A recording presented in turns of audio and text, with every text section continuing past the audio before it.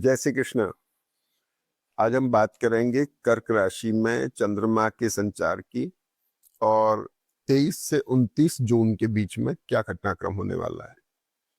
सबसे पहली बात, कर्क राशि में चंद्रमा केंद्र में होते हैं, लेकिन कर्क राशि वालों के अभी तो चंद्रमा द्वादश में, एकादश में, वृषभ राशि में, फिर मिथुन, फिर कर्क में आएंगे। तो कर्क में चंद्रमा आ रहे हैं 27 तारीख को सुबह। तो 27, 28, 29 आपकी अच्छी जाने वाली है। 29 तारीख को चंद्रमा सिंह राशि में आ जाएंगे, जो आपसे सेकंड हाउस में चली जाएगी मंगल केतु के साथ। थोड़ा डिस्टर्बिंग होता है लेकिन फिर भी ठीक है। वृषभ राशि के चंद्रमा कर्क राशि व वृषभ राशि का जो चंद्रमा संचार है वो चंद्रमा से एकादश भाव में गया। ये अच्छा चंद्रमा है, लाभकारी चंद्रमा है। तो चंद्रमा यहाँ बैठे हुए हैं। कर्क राशि वालों के लिए गुरु की छठे भाव पर दृष्टि, डेट्स, डिसीज और एनिमीज, ऑब्स्टिकल आना, लाइबिलिटीज बढ़ना and disease, mental, physical, financial, किसी भी तरह की डिसीज हो सकती है।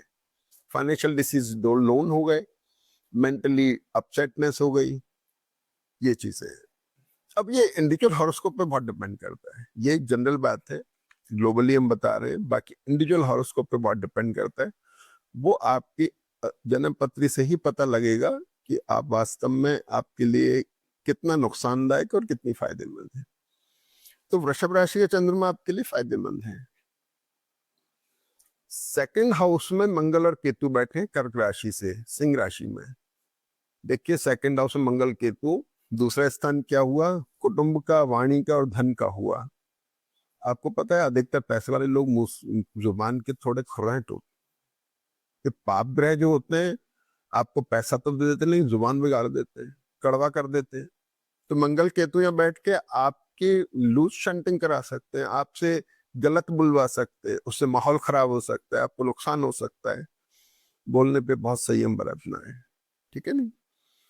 बुध यहाँ केंद्र में है, चंद्रमा यहाँ पर है, तो गुरु यहाँ बैठे हैं सूर्य के साथ में। पैसा तो दे रहे हैं लेकिन आपकी लाइबिलिटीज और उनको भी एक्सप्लोर कर रहे हैं, रिपेमेंट्स भी हो रहे हैं, चुका भी रहे हैं, लाइबिलिटीज फुलफिल कर रहे हैं, ठीक है नहीं। सूर्य यहाँ पर बैठे हैं, धन के कारक हैं, पैसा देंगे भी और स्वीज भी करेंगे। सेकंड हाउस में इसमें गुरु बुध आ गए। बुध आपके तीसरे स्थान के द्वादश के लॉर्ड हो गए। और जैसे ही चंद्रमा आपके इसमें कर्क राशि में आते हैं बुध के साथ में, आते ही सबसे पहले आपको एलर्जी का ध्यान रखना है। मोटे लोग जो हैं उनको ध्यान रखना है।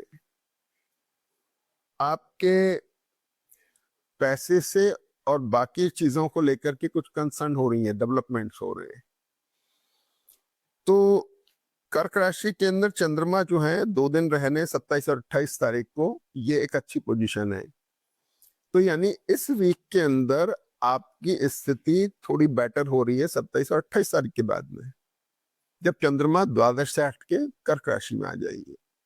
कर्क राशि के बाद में आप थोड़ा सा स्टेबल माइंड के हो जाएंगे, सही डिसीजन ले पाएंगे, सोच विचार अच्छी तरह कर पाएंगे। हाँ, चंद्रमा द्वादश में ट्रेवल भी करा सकता, तो ये जरूर हो सकता है कि 24 से लेकर के 27 के बीच में मिथुन की चंद्रमा आपकी ट्रेवलिंग भी हो, ये भी पॉसिबल है।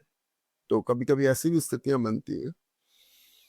तो ये बात हो गई। सिंह राशि में मैंने बता दिया कि चंद्रमा प्रेशर में आ जाएंगे और बाकी इस समय बहुत अच्छी पोजीशन है।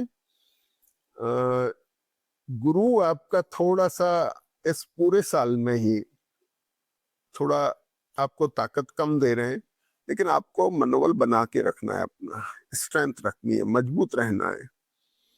समस्याएं तो हैं लेकिन आप उनसे संघर्ष पा जाएंगे। बुध आपका केंद्र में है, शुक्र के साथ में लग्जरी प्रॉन है, लग्जरीज के अंदर पैसा खर्च करना, प्यार मोहब्बत के लिए बहुत अच्छा है, मैरिट रिलेशनशिप के लिए बहुत अच्छा है।